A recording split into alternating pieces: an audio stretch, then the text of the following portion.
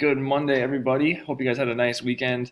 We are wrapping up the year with a couple new things about quadratic equations. As we have 2 full weeks of Algebra 1 left before we take our final that last week of school. So we are coming down quickly towards the end of things. Again, hope you guys had a nice weekend. But we're going to jump in with some new stuff. Before we do that today, couple announcements. First and foremost, we had a homework collection last week. Make sure we get that turned in. We have one our very last homework collection, number 16, will be posted this upcoming Thursday. And then we have our Chapter 8 test on factoring and graphing quadratic functions is going to be this Wednesday. The last two are super important for our announcements. First one, all homework collections are going to be deactivated next Thursday at 3 p.m. So if you don't have any homework or all your homework's done, but you still want to maybe get some credit for some of that stuff, the absolute last day you can submit that is next week, Thursday by 3 o'clock. So make sure you get that stuff turned in. And then the big one, freshmen are required to come to their final. We will have our final for Algebra 1 Tuesday, June 1st. So the Tuesday after Memorial Day. For the virtual people watching the video, we'll have more details on when you're supposed to come to your class and how that's supposed to work as we come in or as we go through the next couple of weeks. But the big day, again, is at the final exam, June 1st. Make sure you put that on your calendars so you know to come to algebra that day. That being said, we had homework over the weekend, 822. Check the filled in notes for those solutions. Otherwise, we're going to jump into some new stuff with 823, more ways to factor. All right, so how else can we find the roots? More ways to find the x-intercepts, what we're trying to do. So last week, we developed a method for finding the x-intercepts with the zero product property. So basically, when we factored our quadratic equation, we set that thing equal to 0, knowing that the zero product property tells us that if two things are multiplied together, one of them has to be equal to 0, and that's how we found where our x values are when y was equal to 0. So we're going to start with a little review today, kind of doing a little practice with that. We have our quadratic equation in 876, I should say here, with y equals 2x squared plus 8x plus 6. We're going to try to graph that. So again, we need a couple things. We need our x-intercepts and we need our vertex. So let's start by finding our x-intercepts. And we find our x-intercepts by factoring this equation and then setting that equal to 0 after we write that equation as a product. All right, so 2x squared goes here. Then we have 6 here. They multiply together to be 12x squared. They add together to be 8x. So I think we need 6x and 2x, because these two add to 8x, multiply together to be 12x squared. So if we put 6x and 2x, I think that tells me this has got to be 2. Let's see here. This is going to be 2, or that's just going to be x. This will be 3, and this will be 2. So our final factored form, actually, and I missed a step here, is because we need to first factor out the common factor. So basically, I'm just going to do that at the end here. So this, because all these terms are divisible by 2, before we factor this, what I should have done was say that we have y equals 2 times x squared plus 4x plus 3. But again, we have this factored form right here as y equals x plus, or let's go 2x plus 2 first. 2x plus 2 times x plus 3, which, since this first out of parentheses, both of those terms are divisible by 2, let's factor out a 2 from that one. So we can say our final factored form would be 2 times x plus 1 times x plus 3. So if we want to find what our x-intercepts are, we need to plug in 0 for y. So this factored equation turns into 0 is equal to 2 times x plus 1 times x plus 3. So we need to find the two values for x that make this statement equal 0. Because again, when all these things are multiplied to 0, one of these quantities has to be equal to 0. So basically, this 2 doesn't really affect us much because we know that that is never going to equal 0. So one of these values for x has to. So again, we need two equations to solve for those values of x. We need x plus 1 is equal to 0, and then x plus 3 is equal to 0, solving for x. In this case, we get our two intercepts to be x equals -1 and x equals -3. Perfect. So I'm going to plot those 2 points. I'm going to plot those 2 points, -1, 0, -3, 0 right here. Our vertex is on the line of symmetry, which our line of symmetry is always in the middle of our two x-intercepts. So our line of symmetry is going to be at x equals -2 because that's halfway between -1 and -3. So if we plug in -2 into our equation, we will get our y value for the vertex. So I'll do that in green here. So now we need y is equal to 2 times -2 squared plus 8 times -2 plus 6. So this -2 squared is 2, or that's not 2. -2 squared is 4 times 2 is 8. So that first term is going to be 8 minus 16 plus 6. So we should get our y value to equal -2 for our vertex. So these are our two x-intercepts. Our vertex is at -2, -2. So now we can graph, or roughly graph what this parabola should look like, going up through our intercepts and up through our intercept going that way. And a little review problem to get us started today. All right, so let's start some new stuff. So let's go to 77 at the bottom of the page. Using the zero product property to find the roots of this function. So again, we want to see if we can factor this to find the roots. So here we go. Diamond problem once again. We have x squared minus 7. Those things multiply together to be -7. X squared, we need multiples of that are going to add to -3x. So because 7 is a prime number, the only two numbers whole numbers I should say, that multiply together to be -7 are going to be 1 and 7, and one of those has to be negative. So is there any combination of 1 and 7 where we're going to add together to be -3? Absolutely not. So this is not factorable. So what does that tell us about the x-intercepts of this quadratic function? Well, because it's not factorable, you might say there might not be any x-intercepts, potentially not whole numbers. But if we're not factorable, I guess my gut would tell me potentially not factorable, no x-intercepts. So what are we going to do? So let's use a graphing calculator and double check what happens if we put this into a graphing calculator. Do we actually have x-intercepts? What is going on here? Again, make a guess for part A. What do you think is going to happen when we graph this? So I'm going to pull up a graphing calculator. Here's Desmos. That's the exact same function, x squared minus 3x minus 7. If we try to graph this thing, this is what it looks like. Where we do, in fact, get x-intercepts, where our vertex is down somewhere at like 1.5, -9.5, which I think is behind my head. So let me move that out of the way.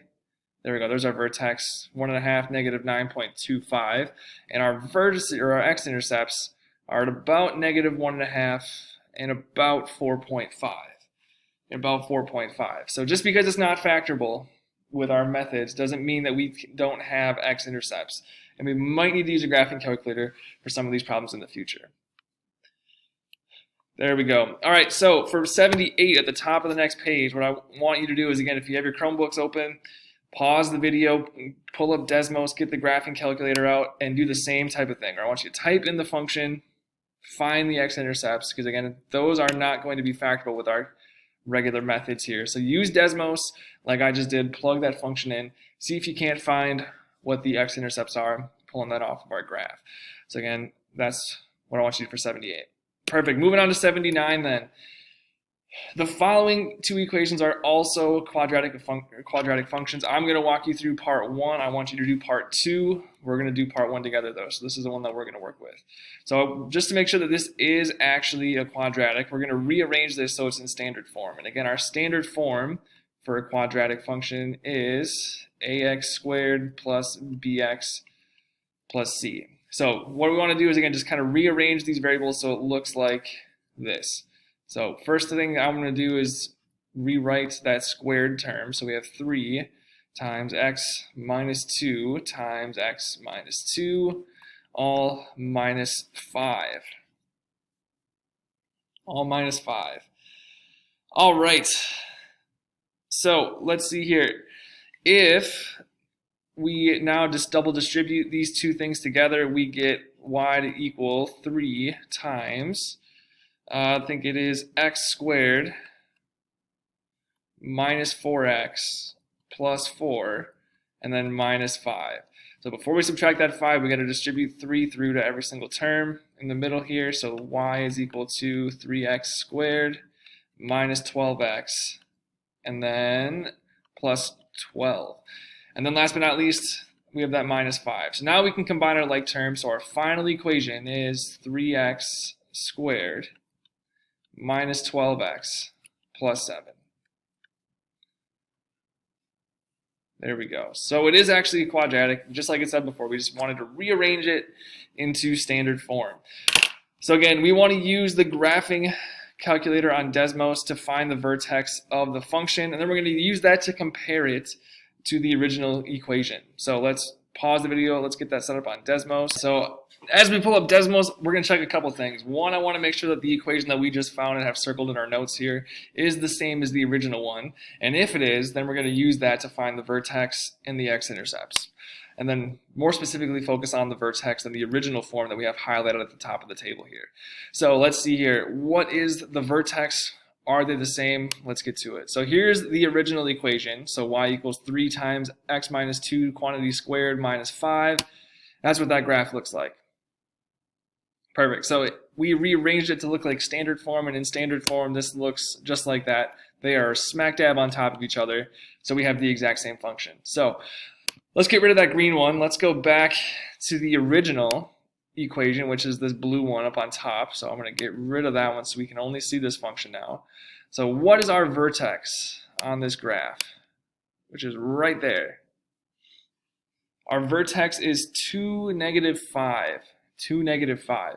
So if we take a look at the two numbers, or two of those numbers in our quadratic equation up here, this number is the same as our y coordinates for our vertex, and this number in the inside of our parentheses is the same number, but it's the opposite sign as the x coordinate for our excuse me, of our x coordinate for the vertex.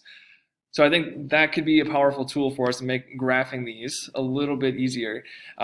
Where if we're in this form, where this number out in front of us, or out in front of that whole thing, tells us if we're going up or if it tells us if we're going down. So if it's positive like it is here, 3, it means we're going a parabola going up. If I put a negative out in front, that means we got a parabola going down.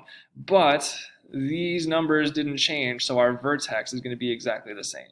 So again, this last number, the last number that either added or subtracted number at the end is going to be the y coordinate for our vertex. The number on the inside of the parentheses is going to be the x coordinate of the vertex, but again, we got to flip the sign in order for that to be true. So again, that's what that looks like here. So if we go back to our notes, if we look at this very last one on part C, predict what the vertex is going to be, then we're going to check it in Desmos. Y equals 1/2 times x plus 3 quantity squared plus 2.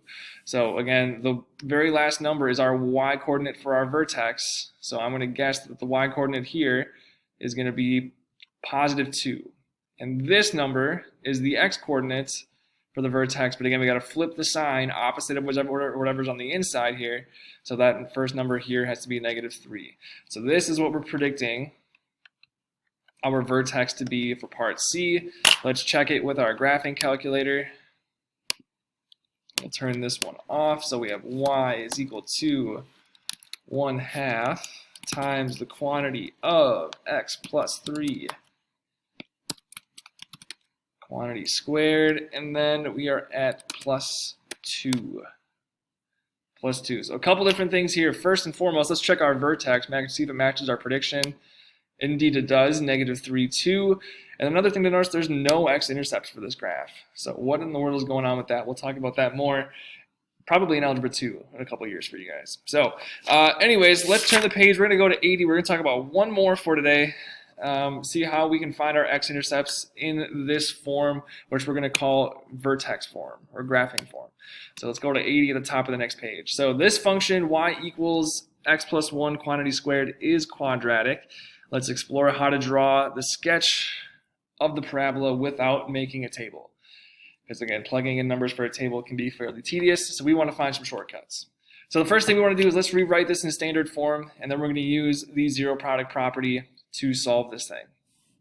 So rewriting in standard form means we're rewriting this again as ax squared plus bx plus c. So we got to evaluate those double distributions there. So y is equal to x plus 1 times x plus 1 minus 16. So x plus 1, or when we evaluate this in double distributes, again, x goes to x goes to 1 goes to x, 1 goes to 1.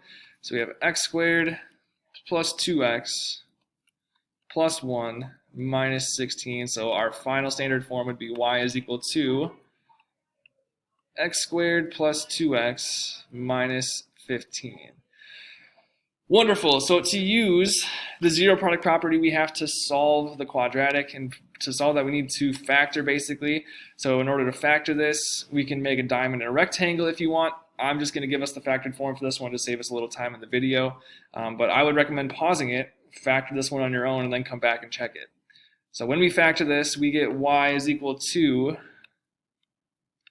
x plus 5 times x minus 3. So again, we got to plug in 0 for y to find our x-intercepts, because that's what the y value is at our x-intercepts. So we know that one of these two things has to equal 0 when we multiply these two things together, and they equal 0. So we need two equations where we have x plus 5 equals 0, x minus 3 is equal to 0. So we get x equals negative 5, and we have x equals negative 3. Those are our two x-intercepts, or sorry, this should be positive 3. Positive 3. There we go. Now we can graph those. So 1, 2, 3, 4, 5. All right, right there. And then y is 3. So again, halfway in between those 2 points is where our line of symmetry is going to be, which is where our vertex is going to be, which means we're at negative 5 and positive 3 for our two x-intercepts. There's 8 spaces in between there. So 4 in between is going to be, once again, our line of symmetry.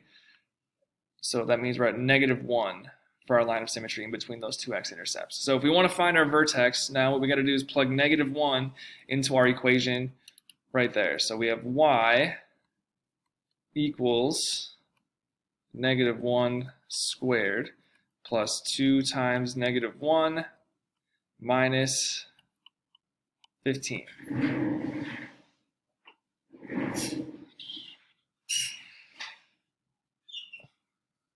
All right, so 1 squared, negative 1 squared is just equal to 1. 2 times negative 1 is minus 2 minus 15. So if we evaluate this, this is negative 17. 1 minus negative 17 is negative 16. So our vertex point is at negative 1 and then negative 16, which would put us, I want to say somewhere, I think down there.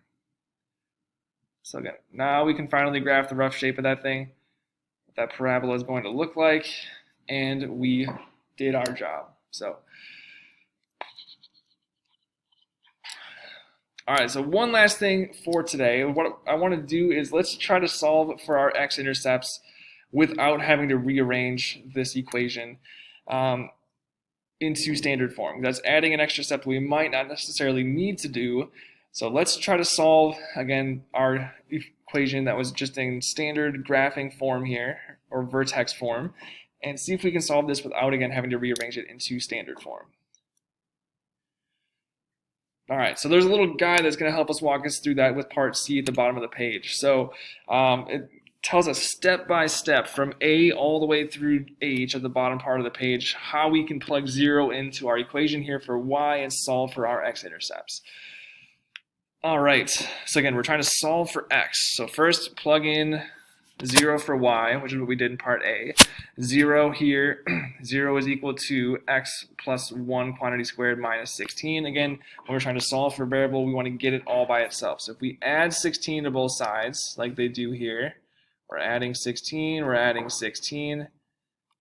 we're basically just isolating that variable. So the justification here is to isolate the variable x.